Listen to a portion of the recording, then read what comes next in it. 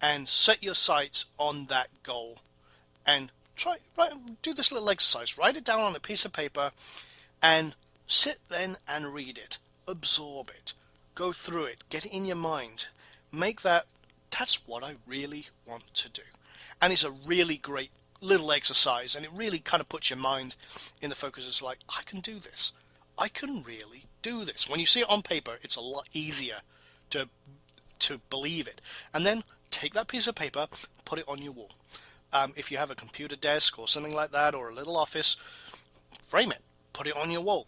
When you're happy with it, when those are the goals you set, put it on your wall right above your desk. So every time you happen to glance up from your monitor, those are your goals right there. Set that in your mind. Anyway, that's what I do. It's a very, very useful technique, and I've recommended that to a lot of people, and it's really helped them a lot to really focus their minds on where they want to be, what they want to do, and how they're going to get there. The ever-changing customer and how to adapt. Well, as you know, if you've been online for any length of time, the whole online world can change very quickly. It's very dynamic and very fluid, and internet businesses are lucky in the fact that they can adapt easily to customers, a lot quicker and a lot more adaptable than any other, say, brick and mortar business or any conventional business. We are very, very lucky in that respect. And businesses that cannot adapt will, and often do, fail miserably. If your customer is changing, their demands change, and there's a new hot product that's suddenly wiped your product out and you've become obsolete and you don't adapt to meet those customers' needs, it's pretty much guaranteed you are going to lose business and someone's going to take your market share. So any business must meet the needs of the customer, and if you cannot do this, you will lose your customers, you will lose revenue, and eventually your business will fail. So if you adapt to your customers' needs, obviously you will succeed, you will thrive, and you will have increased profits. And diversification and parallel markets are your friend.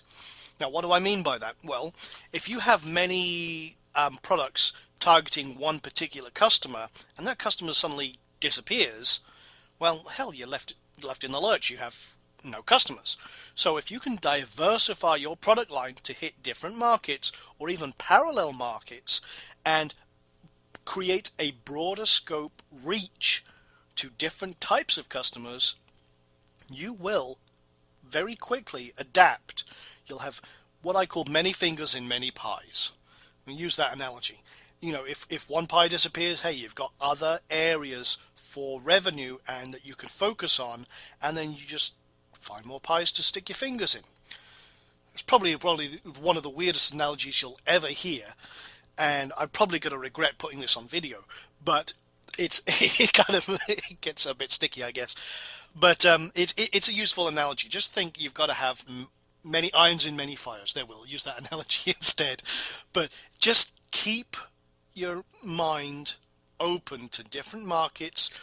Think about the products you're promoting, or if you're developing your own products, or which customers you're trying to target.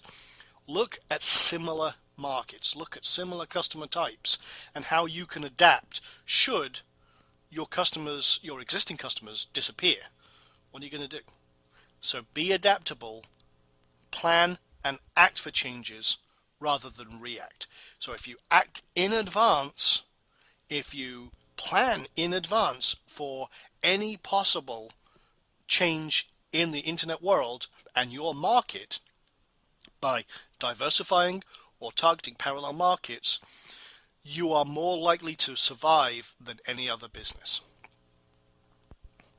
So how exactly do we adapt to these needs? Well, for online businesses, first place is obviously looking at search engine optimization.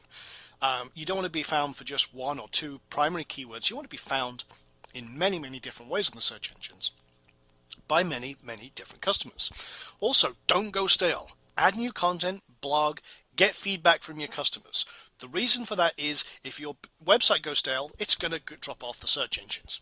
This is kind of SEO 101.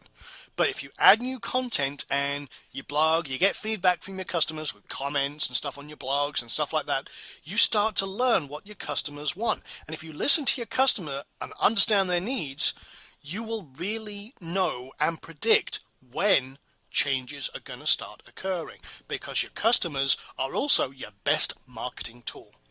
And if you update your knowledge, your personal knowledge of the market, and stay ahead of the curve and keep an eye on your competition, you are going to be able to adapt. If you see changes and fluctuations in what your competition's doing, that's a warning.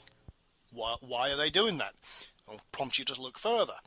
And if you update your knowledge and you stay up to date on your particular industry, you can see trends, you can see things happening and changes that may trigger future opportunities, but also future downturns.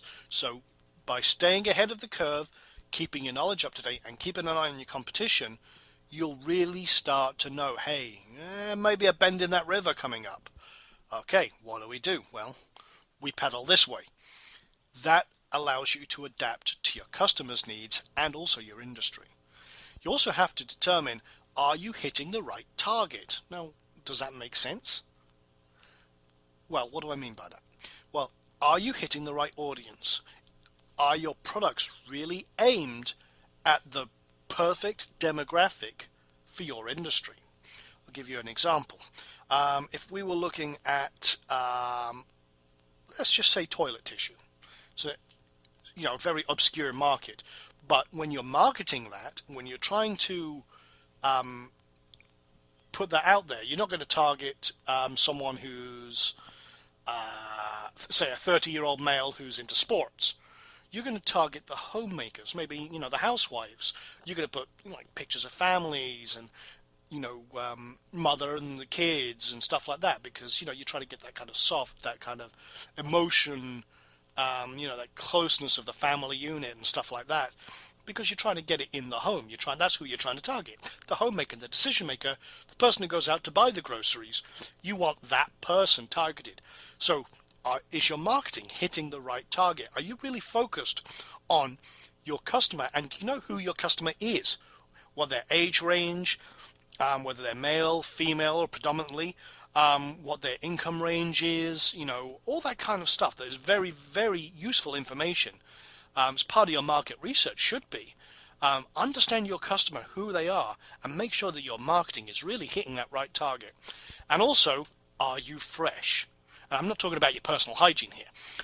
Are you fresh as in, is your perception fresh? Are you constantly changing? Are you updating your website's look and feel? Again, this is kind of part of being stale and adding new content, but you've got to make sure that you